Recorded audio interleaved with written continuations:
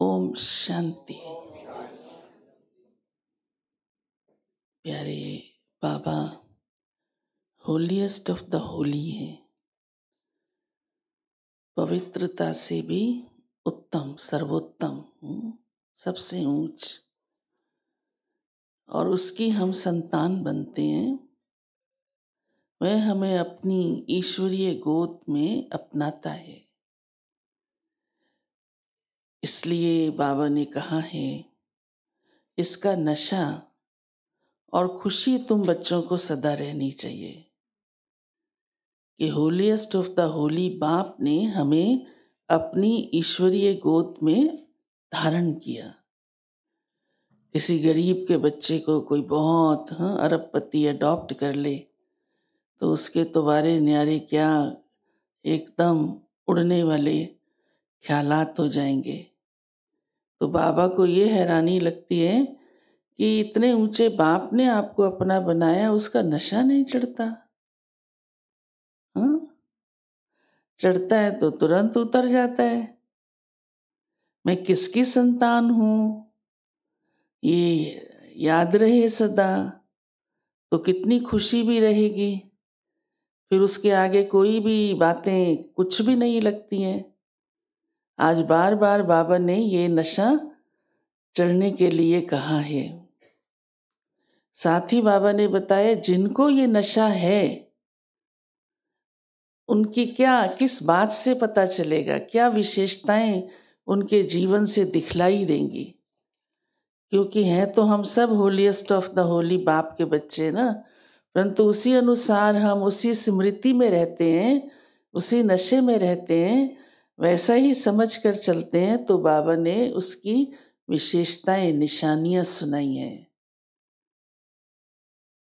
तो बाबा ने उसमें कहा है कि सबसे पहले तो उनकी मनसा बड़ी शुद्ध होगी, खराब ख्यालात नहीं चलेंगे, दृष्टि कहीं भी इधर उधर जाएगी नहीं, दृष्टि भी बहुत पवित्र होगी, कोई बुरा ख्याल नहीं आएगा, अपवित्रता का ख्याल भी नहीं आएगा।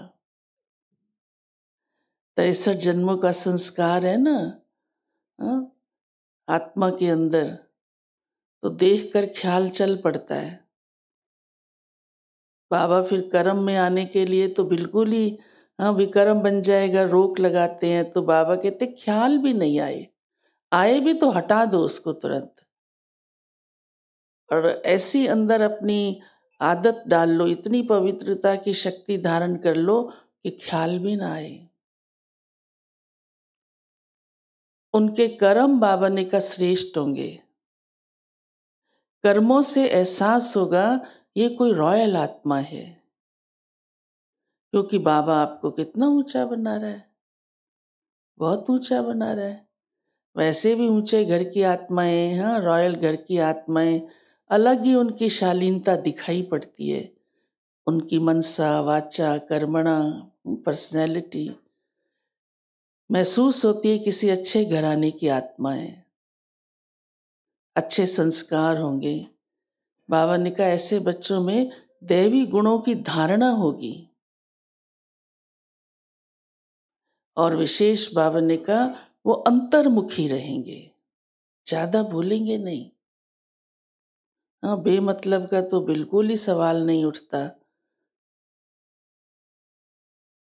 तो आज बहुत सारी विशेषताएं, निशानियां बाबा ने ऐसे बच्चों की सुनाई है। बाबा ने कहा देखो मेरी कहीं भी आंख तो नहीं जाती। आंख जाना समझते हो ना?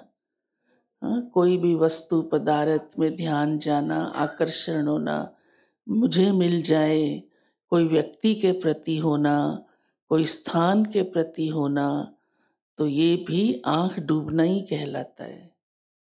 और उसी से ही विकर्म बनते हैं, फिर ना फंस जाते हैं। बाबा ने आज इन बातों के लिए भी हम बच्चों को सावधान किया है।